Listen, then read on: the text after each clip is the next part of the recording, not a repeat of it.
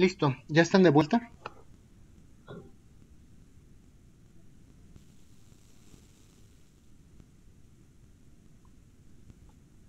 ¿Ya están de vuelta, jóvenes, o no? Sí, profesor, ya. Ah, ok. Bueno, continuamos entonces.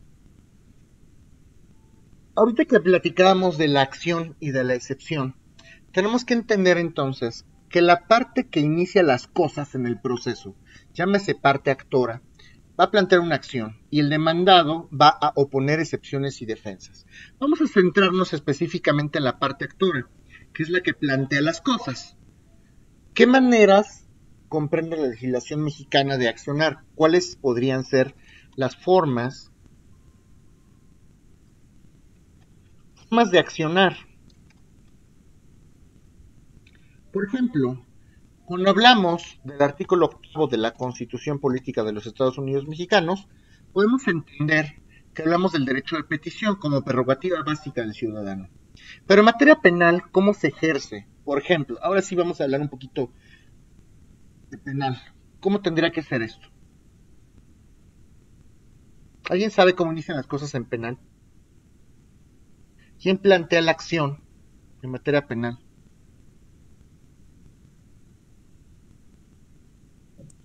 ¿La víctima o el ofendido? ¿Ellos plantean la acción?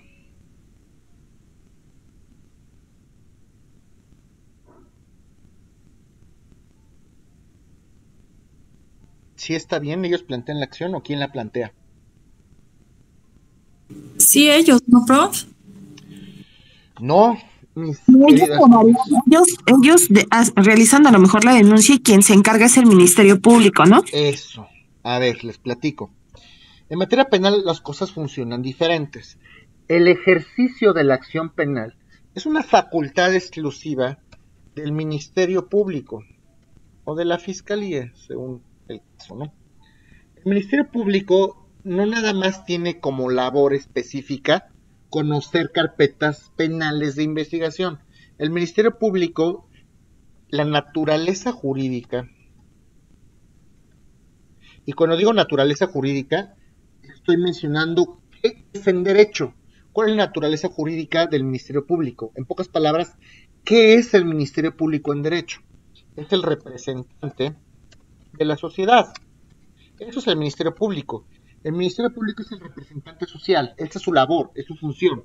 Entonces, la naturaleza jurídica del Ministerio Público es ser el representante de la sociedad. De forma y manera tal que los Ministerios Públicos o el Ministerio Público, porque es uno solo además, con muchas sucursales, sí, pero se entiende que es uno solo. El Ministerio Público lo que va a hacer no nada más es intervenir en cuestiones penales. En todos los procesos, en todos los juicios, en donde tenga que intervenir la sociedad, porque son cuestiones de orden público y de interés social que le interesa a la sociedad, orden público que nos afectan a todos. En todos los procedimientos de orden público e interés social, y esto es importante, orden público significa que nos afectan a todos, los ciudadanos, los gobernados. Interés social significa que le interesa a la sociedad en general. En todos estos procedimientos de orden público e interés social, siempre tiene que comparecer el Ministerio Público y no necesariamente es algo penal. En todos los procesos de amparo, siempre comparece el Ministerio Público. En todos los procesos familiares, siempre comparece el Ministerio Público. En las sucesiones, siempre comparece el Ministerio Público, porque son cuestiones de orden público, de interés social. Cuando hablamos de alimentos, un proceso de alimentos, de pensión alimenticia, el que los niños no se queden sin comer le interesa a la sociedad, siempre va a comparecer el MP. Sí me doy a entender la naturaleza jurídica del Ministerio Público. Entonces, cuando una persona es víctima de un hecho posiblemente delictivo, y digo posiblemente delictivo porque solamente la autoridad penal, solamente un juez penal en ejercicio de sus funciones es capaz de condenar o de absolver a un reo. Yo no puedo llamar a alguien delincuente aunque esté dentro del reclusorio, mientras está tramitándose su proceso, hasta que el juez penal en definitiva lo condene o lo absuelva por la posible comisión de un delito. Por eso decimos posible comisión, porque además todos tenemos ese famoso derecho de presunción de inocencia. Todos somos inocentes hasta que, conforme a derecho, un juez nos condene por la comisión de un delito. Entonces, por eso es que no podemos llamarlos delincuentes, solo hasta que el juez lo diga.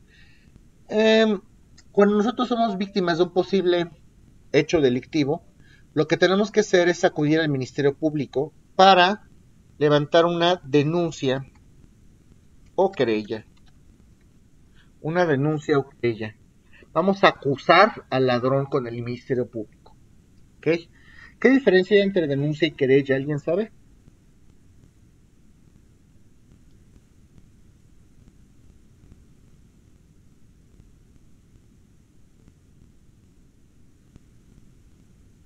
Lo que se les ocurre.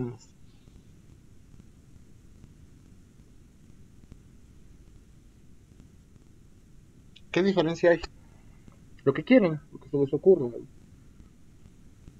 ¿O no han escuchado hablar de la denuncia y la querella?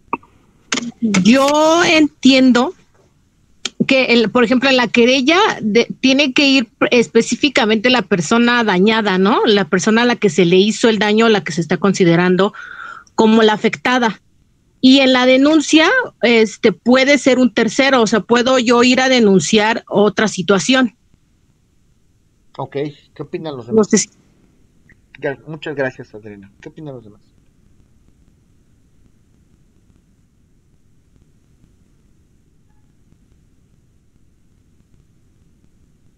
Vamos, algo estoy seguro que escucharon en su vida acerca de denuncia o querella. ¿Alguien?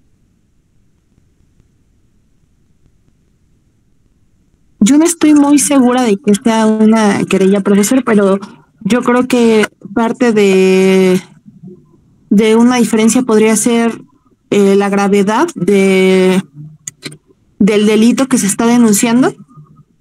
Ok, vamos a plantearlo así. Gracias, es que quería escucharlos. Es importante saber qué opinan también ustedes. A ver, quiero decirles algo. La denuncia y la querella sirven exactamente para lo mismo. Para hacer del conocimiento de la autoridad, para hacer el conocimiento de la representación social, o sea, del Ministerio Público, para hacer el conocimiento de la representación social, la posible comisión de hechos delictivos. Sirven para lo mismo. Entonces, ¿qué diferencia hay? Es que hay delitos que se persiguen de oficio y hay delitos que se persiguen a petición de parte ofendida. ¿Qué significa de oficio? La autoridad por sí misma tiene la obligación de investigar qué hechos están denunciando o haciendo de su conocimiento. Esa es su chamba, es su labor. Si yo voy al Ministerio Público y le digo yo me asaltaron, pues ellos como Ministerio Público, la representación social, tienen como trabajo investigar qué pasó ahí. Oye, a ver, necesito pruebas, tráeme testigos, o vamos a ver, vamos a hacer una inspección ocular, vamos a girar oficios, vamos a pedir cámaras, a ver qué fue lo que pasó. La autoridad o la representación social, lo que es el Ministerio Público, es investigar, es lo que tiene que hacer. Esa es su función social, investigar qué pasó.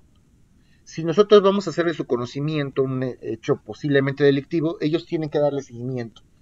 Y hay una queja, hay una petición formal para investigar un hecho posiblemente delictivo.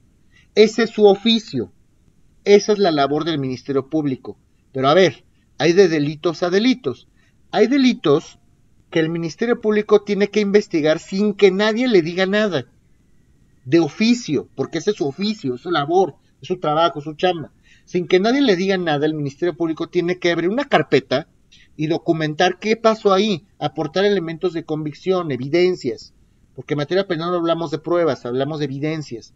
Tiene que documentarlo todo el Ministerio Público para acreditar si hay una probable responsabilidad, si hay un probable responsable, un imputado, y si hay cuerpo del delito. Eso es lo que tiene que acreditar el Ministerio Público, que existe una persona que probablemente sea responsable, o varias, y que además existe el cuerpo del delito, si hay elementos para acreditar que se cometió una conducta delictiva.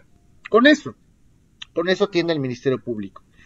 Hay delitos que por su naturaleza el Ministerio Público tiene que perseguir de oficio, delitos que por su gravedad tienen que ser así. Por ejemplo, un fraude de 1 millón de pesos al sistema bancario mexicano. Eso es un delito que se persigue de oficio, por supuesto. Un feminicidio, como lo que acaba de pasarle a la pobre muchacha esta, que creo que ya saben todos, ese delito se persigue de oficio. No tengo que estar atrás del MP, no tengo que darle seguimiento para que ellos investiguen.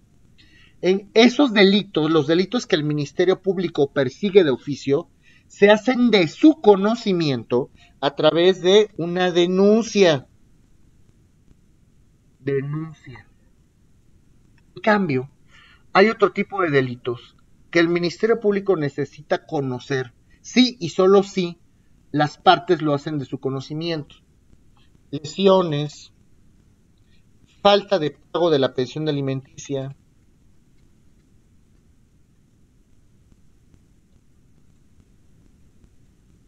violación. Por ejemplo, si una pobre muchacha o un pobre muchacho son violados, el Ministerio Público no tiene manera de saberlo hasta que no vaya la víctima y haga del conocimiento de la autoridad. Y además, yo como víctima del delito tengo la obligación de aportarle los elementos de convicción al Ministerio Público. Si no, ¿cómo? Sí, seguro me van a pasar con el médico legista y el médico legista va a levantar un acta y esa acta es prueba o evidencia plena en la carpeta. Por supuesto que sí. Pero si yo no voy, ¿cómo vas a ver el MP? Esos delitos se persiguen a petición de parte ofendida. ¿Quién es el ofendido? Pues la víctima. Ofendida. Esos delitos se hacen del conocimiento del Ministerio Público a través de una querella. ¿Quedó claro? ¿Sí me di a entender?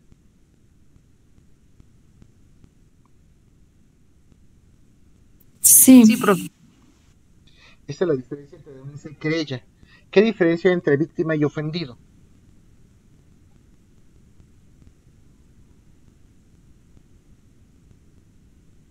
¿Vieron eso en criminología? ¿Qué diferencia hay entre víctima y ofendido?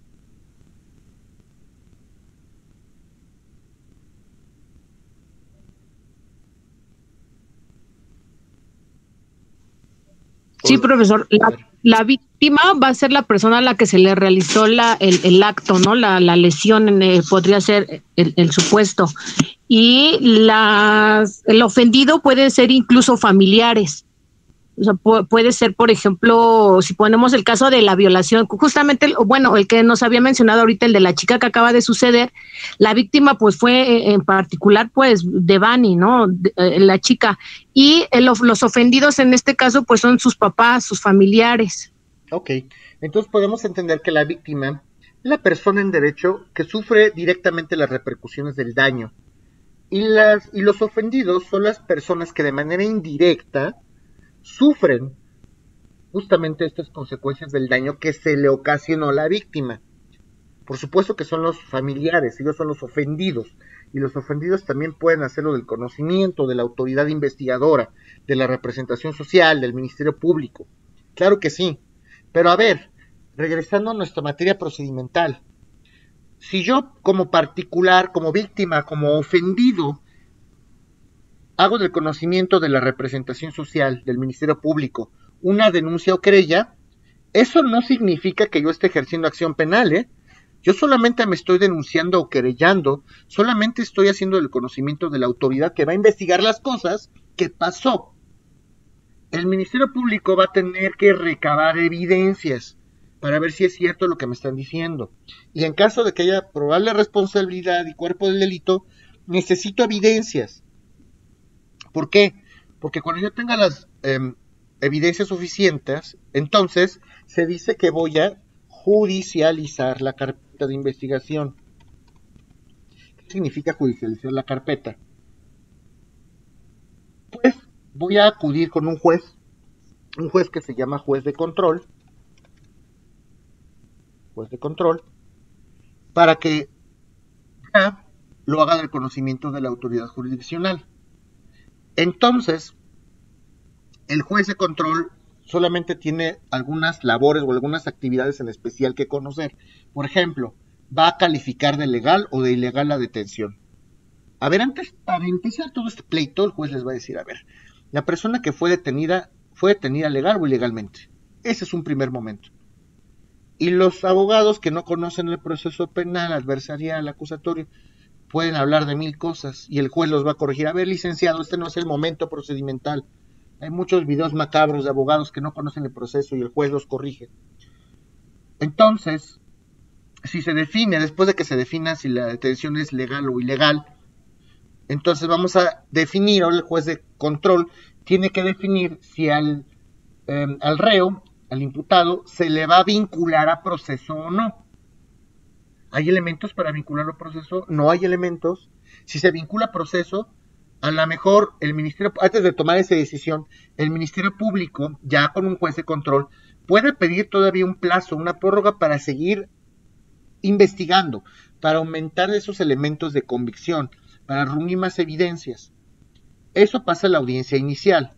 Cuando judicializa la carpeta, pone en esa carpeta a disposición de un juez de control y se lleva a cabo esta audiencia inicial. En esa audiencia inicial se define si se detuvo o no ilegalmente. Si es detención ilegal, sale, por culpable que sea, sale. Después vamos a definir si te vinculamos a proceso o no. Y hay ciertos requisitos, hay ciertas reglas para poder vincular a proceso o no. El Ministerio Público puede pedir una prórroga y difiere la audiencia, el juez de control. Va a poner un plazo que puede ser ampliado a criterio del juez. Si el Ministerio Público ya está completito, ya tiene todos los elementos de convicción, todas las evidencias, se va a fijar una fecha para una audiencia. Y en esa audiencia, obviamente, si el Ministerio Público ya reunió los elementos, ahora sí, el Ministerio Público va a ejercer acción penal. Va a formular una acusación. A través de esta acusación, el Ministerio Público está ejerciendo acción penal. Los particulares jamás ejercemos acción penal. De ahí que si escuchan a una persona, abogado particular, decir, es que lo demandé penalmente, es que no sabe derecho. Tienen ni idea de lo que están diciendo, porque un particular no puede ejercer acción penal. Solo lo puede hacer el Ministerio Público o el fiscal. Entonces, ¿qué? ¿La víctima y el ofendido se quedan pintados ahí de colores? No. Podemos ser coadyuvantes del Ministerio Público.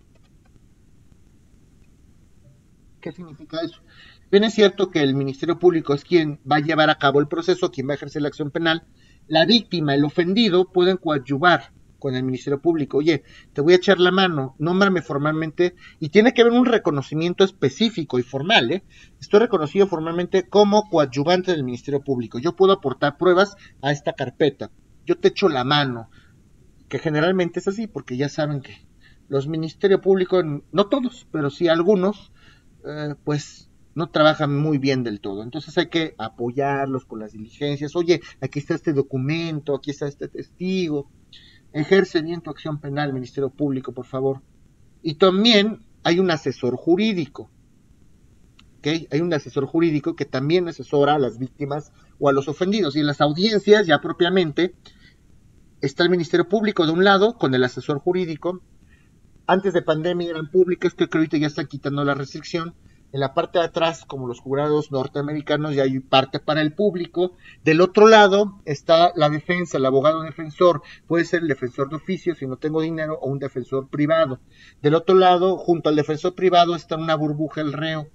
Está el juez, está la secretaria de acuerdos, hay otra sillita para los testigos.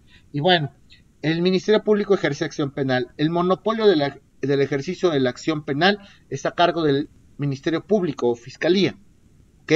Solamente hay un caso excepcional y es rarísimo. Solo en un supuesto, la Suprema Corte de Justicia de la Nación puede ejercer directamente la acción penal y es en delitos en materia de amparo. Pero no les voy a hablar de eso ahorita porque no es materia y los voy a confundir más. Pero solo sepan que esta excepción a la regla. La única excepción es la Corte porque es la Corte, pero por regla general el Ministerio Público, Fiscalía, son los únicos que pueden ejercer acción penal. Y es una de las formas en las cuales, conforme a las reglas del derecho procedimental, se puede ejercer esta acción penal. ¿Sí está claro o no?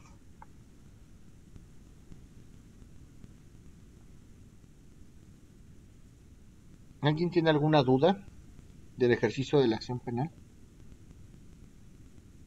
¿Cómo se puede obtener el reconocimiento oficial, profe?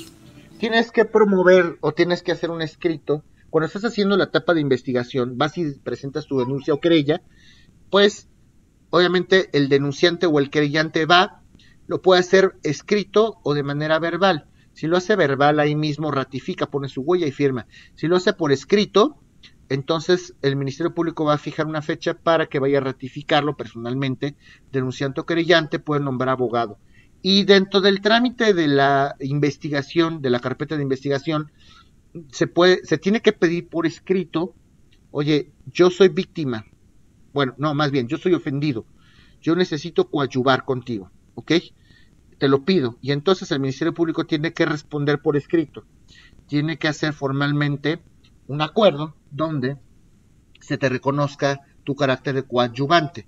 Con fundamento de los artículos tales, si se te reconoce, no se te reconoce por esto. Y tienes que venir a ratificar tu carácter de coadyuvante. Así sería, ¿ok?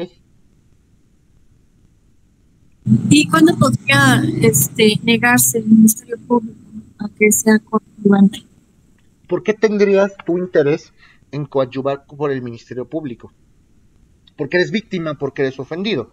Si no está acreditada tu calidad de víctima o ofendido a juicio de la autoridad, pues te lo van a negar. ¿Sí me doy a entender? Pero como víctima no hay argumento para rechazar. No, pues como víctima, claro que tienes interés.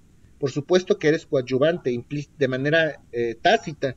Si tú ya ratificaste como víctima del delito, pues ya eres tácitamente coadyuvante del Ministerio Público. Pero el ofendido, a ver, a mí acredítame tu carácter de ofendido. Ah, pues yo soy familiar de la muchacha. Ah, acredítamelo con documentales, con el acta de nacimiento, etcétera. Ah, si me lo acreditaste, entonces te reconozco tu carácter de coadyuvante. No me lo acreditaste. Con ningún elemento de convicción me estás acreditando ser ofendido, entonces no te puedo dar ese carácter, ¿ok? ¿Sí me doy a entender? Sí, muy bien, gracias. Ok, ¿alguien más? Yo tengo una duda. ¿El juicio virtual también tiene los mismos pasos? Sí, se supone que sí, obviamente sí. Toda esta regulamentación del proceso penal, adversarial, acusatorio, inquisitorio y demás, viene regulado en el Código Nacional de Procedimientos Penales, que es un solo proceso para toda la República Mexicana.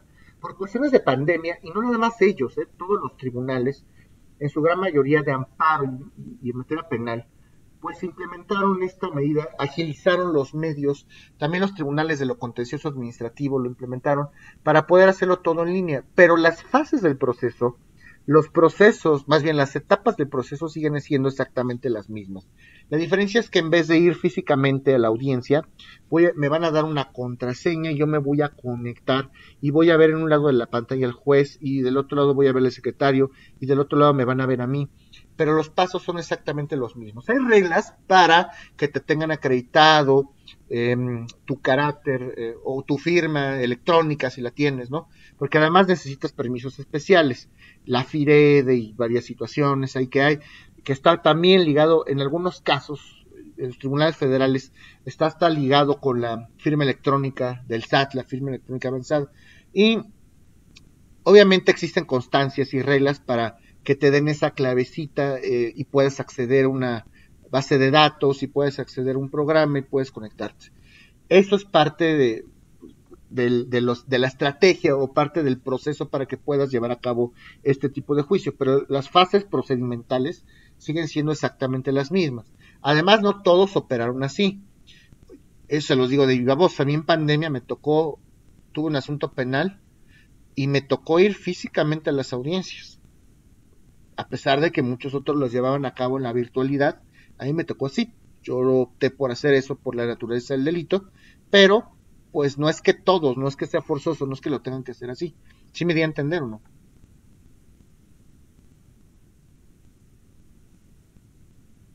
¿Alguna otra duda?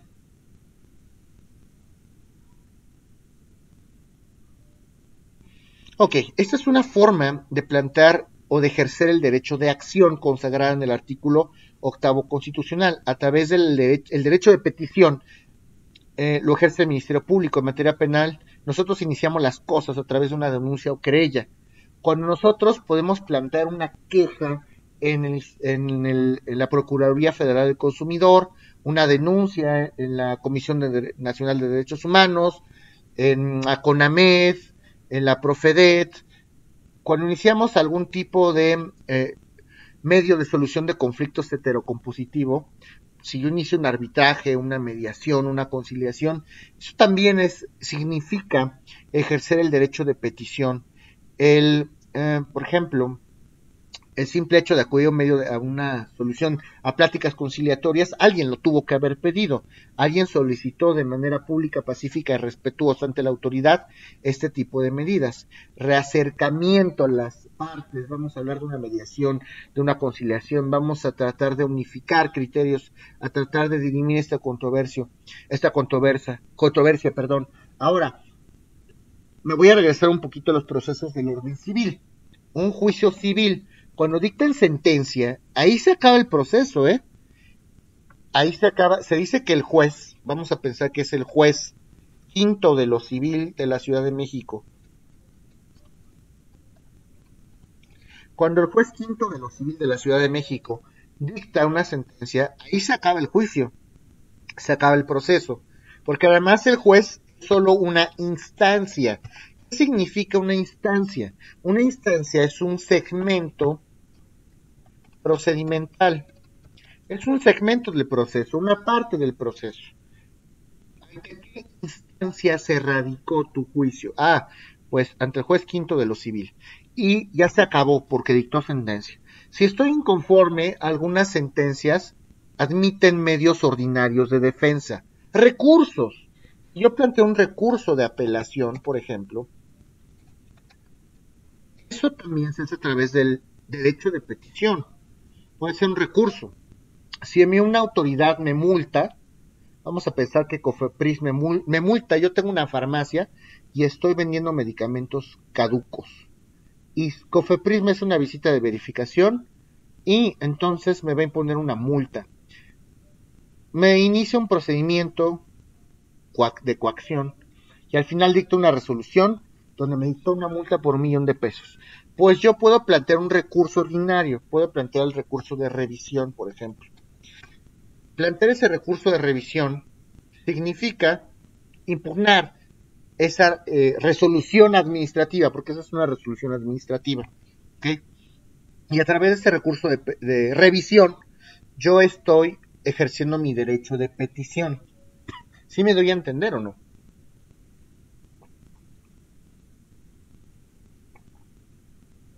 ¿A alguien le ha pasado esto en la vía administrativa? ¿No han oído hablar de visitas de verificación, de clausuras, suspensión de actividades? ¿Alguien ha oído hablar de esto?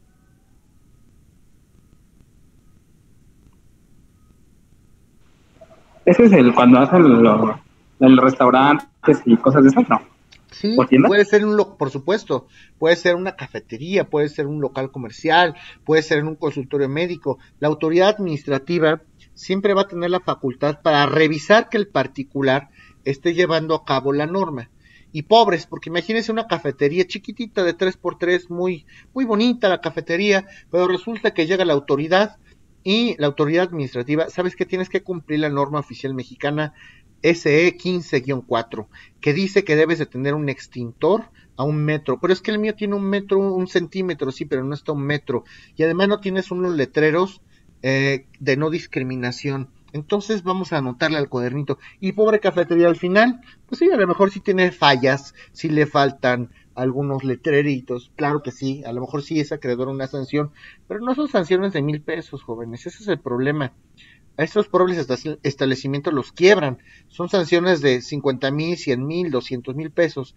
No sacan ni para la nómina, ya les están imponiendo una sanción de este tipo. Por eso es importante saber derecho contencioso administrativo. ¿Cómo voy a atacar ese acto de autoridad? ¿Cómo voy a impugnar esa visita de verificación? ¿Cómo me voy a defender? ¿Qué recursos tengo para poderlo hacer? Eso es lo último que vamos a ver en el curso, pero de eso se trata. ¿Sí me doy a entender o no? Sí. Ok. Estas son maneras en las que se puede ejercer la acción por parte de los interesados. En un proceso civil, ahí sí, para que vean, el interesado ejerce directamente su acción.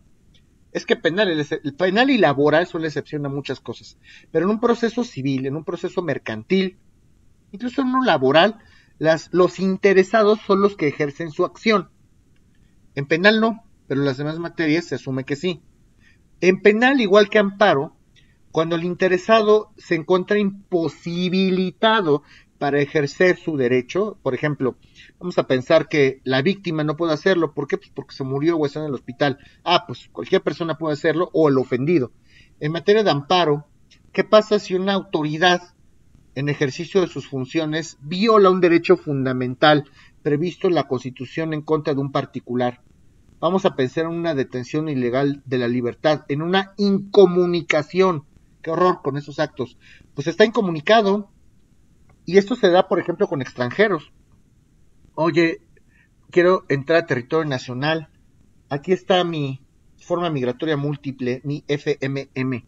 Ok, vente para acá. No, a ver, ¿cómo que me vengo para allá? La autoridad migratoria es así, ¿eh? Sí, pero es que hay irregularidades en esa forma. ¿Qué irregularidades? No te puedo decir ahorita. Y además, estos señores luego ni hablan el idioma, que es peor. Y los llevan a una estación migratoria, a las agujas, por ejemplo. Y están incomunicados, están privados de la libertad. Imagínense gente ese tipo de gente que no conoce a nadie aquí en México. ¿Cómo le hacen? ¿Qué tipo de violaciones son esas? Pero si conocen a alguien, cualquier persona puede, en beneficio del quejoso, que en materia de amparo no se le llama actor. El amparo se llama quejoso. Quejoso es la persona a la que le conculcaron, a la que violaron, a la que le menoscabaron el derecho fundamental.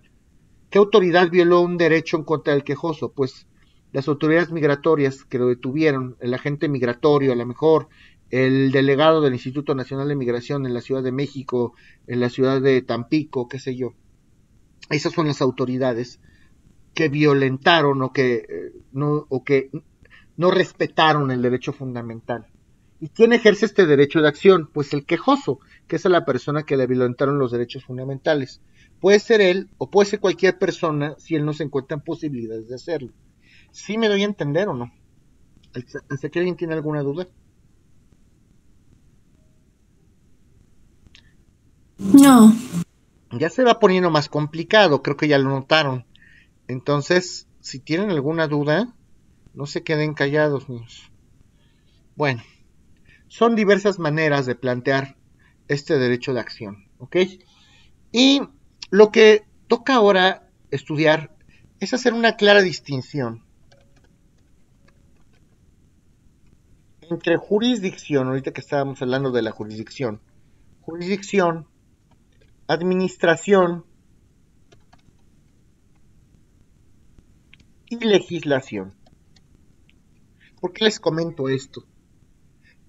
Hay un principio en derecho que está previsto en la Constitución, que es el principio de legalidad. Y el principio de legalidad lo podemos estudiar desde dos puntos de vista. Desde el punto de vista del particular y desde el punto de vista de la autoridad. Los particulares podemos hacer todo lo que queramos, todo, somos libres de hacer todo, siempre y cuando no contravengamos la ley, no violemos la ley, ni las disposiciones de orden público, ni de interés social, ni atentemos los derechos del prójimo, de terceros. Si es así, los particulares podemos ejercer esta libertad plenamente. Podemos hacer lo que queramos, siempre y cuando no lo prohíbe la ley. Para la autoridad funciona al revés. Las autoridades solamente pueden llevar a cabo aquellos actos que expresamente les permita hacer la ley.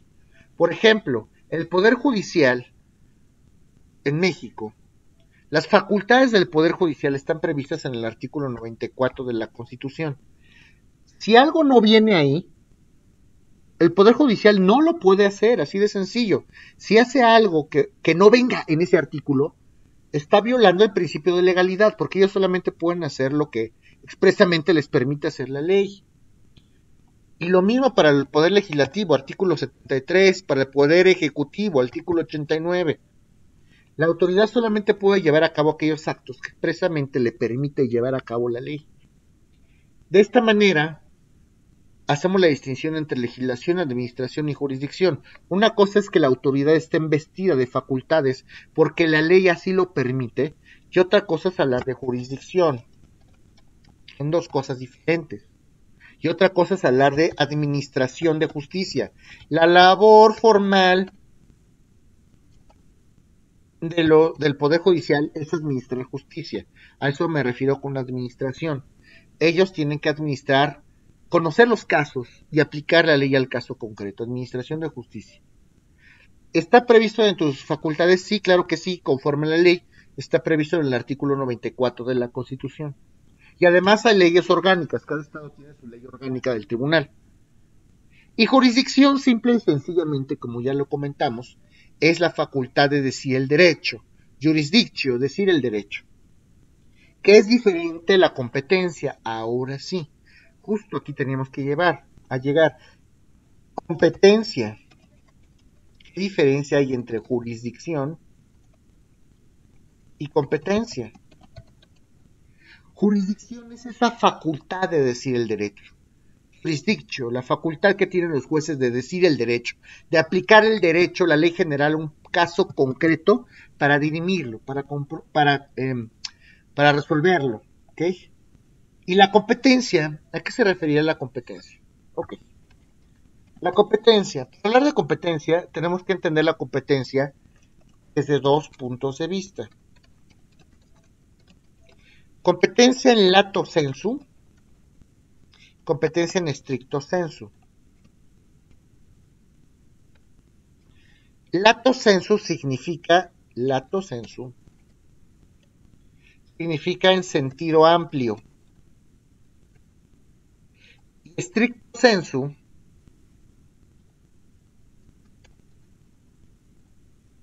significa en sentido estricto. Y además hay que entender qué es la competencia objetiva y la competencia subjetiva. Después de estudiar competencia, naturalmente ustedes van a encontrarse en posibilidad de saber cuáles son estas diferencias. ¿Ok? ¿Qué es la competencia en lato sensu o en sentido amplio? La competencia en sentido amplio o lato sensu es el ámbito de aplicación o el ámbito en el que la autoridad se va a desempeñar. ¿En qué ámbito se va a desempeñar la autoridad judicial o jurisdiccional? Eso es la competencia en sentido amplio. En sentido estricto, la competencia se va a referir al órgano jurisdiccional en general.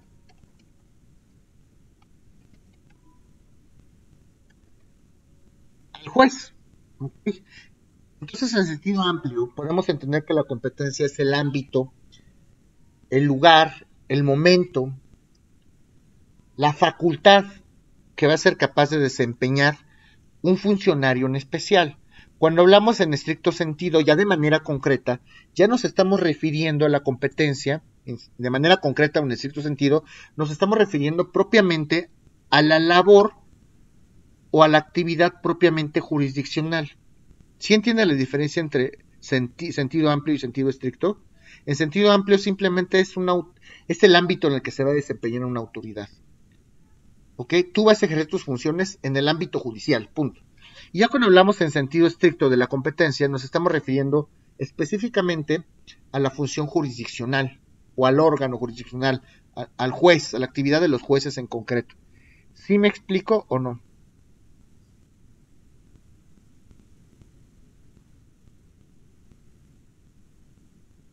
Sí. Okay. La competencia objetiva se va a referir específicamente a una autoridad en concreto. El juez quinto de proceso oral civil. Esa es la competencia objetiva. Nos referimos específicamente al funcionario, al tribunal. Y la competencia subjetiva, nos estamos refiriendo específicamente al funcionario, a la persona. Licenciado Javier Isaías Almarrán. Sí, él es el juez quinto. Este es el sentido subjetivo. Entonces la competencia objetiva se refiere concretamente al juzgado quinto, a la autoridad, entendida como el juez quinto. Y cuando hablamos del sentido subjetivo ya nos referimos a la persona. Y la competencia se puede dividir conforme a muchos criterios. Por ejemplo, por materia, por grado, por territorio, por cuantía, por importancia. Pero eso lo veremos en la próxima sesión. ¿Alguien tiene alguna duda de lo que vimos el día de hoy, jóvenes?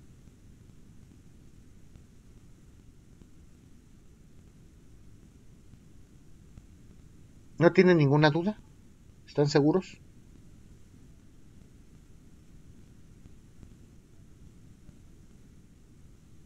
Bueno, entonces agradezco su tiempo y nos vemos en la siguiente clase, que será el lunes en laboratorio.